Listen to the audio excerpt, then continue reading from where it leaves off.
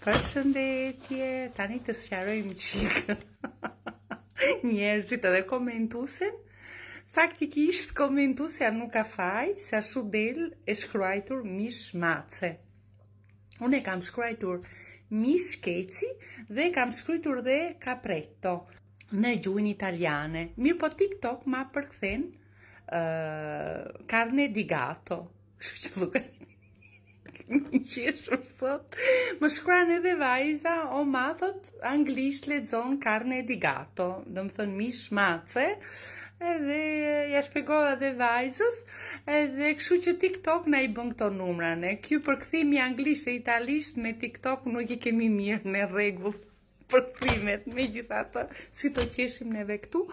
Megjithatë do të them që ky është mishkeci dhe mishkeci i freskët, se po më kapin po fusin burkot.